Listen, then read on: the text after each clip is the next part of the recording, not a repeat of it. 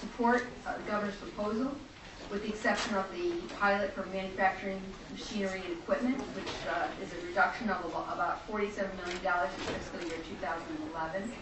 And we also oppose the proposed expansion of the gubernatorial recession authority. We have submitted testimony, so I'm not going to read the testimony. It has a lot of details in it about numbers. But overall, we appreciate that Governor Malloy has made municipalities and our property taxpayers a priority in his budget proposal, particularly in this time of extreme economic crisis. Overall, the governor's budget would see municipal aid increase by about $31.1 million in fiscal year 2012 and $51.7 million in fiscal year 2013.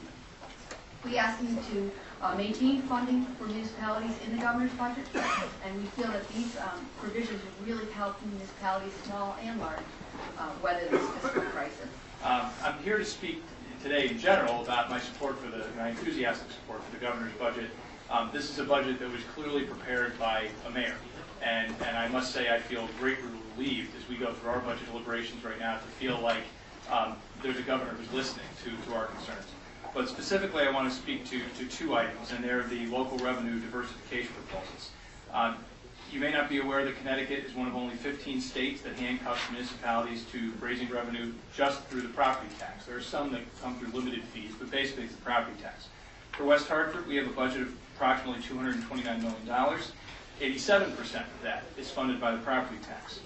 There are two particular items that the governor has proposed that we find that would be very important and are frankly invigorating in the sense that they allow us to maybe provide some form of offset. These are not solutions that are going to fix all of our budget challenges, but they are things that on a year-to-year basis can make a very significant difference in whether we're going to fund another police officer, whether we're going to continue to fund an education program, etc.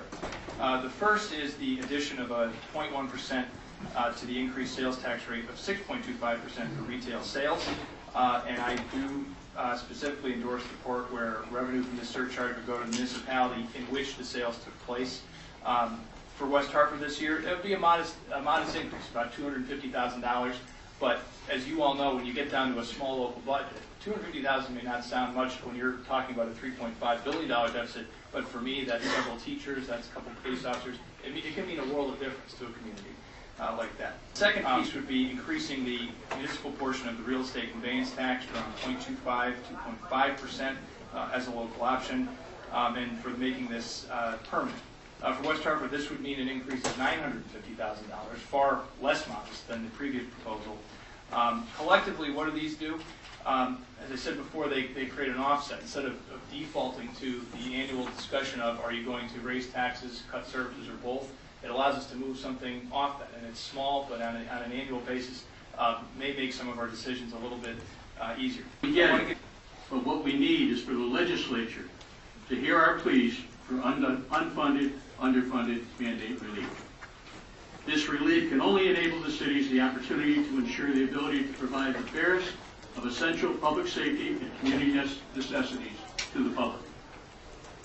So far, not only have we not addressed unfunded, underfunded mandate relief, but the legislature presently has 87 new bills before it being proposed as unfunded mandates, in addition to the over 1,200 unfunded and underfunded mandates presently enacted. Where are the cities and towns supposed to get the capital to fund these, which most probably our property tax will rise as a result of cuts in state aid?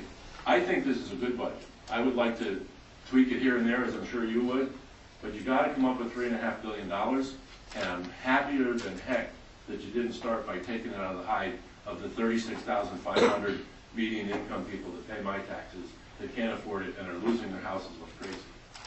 So I really want to say, get behind the governor's budget as much as you can. Make some changes here and there to make it a little fairer, maybe, in your minds. But this is a budget that, for the first time in my lifetime, hasn't started by having a mark on the back of it. I appreciate it very much.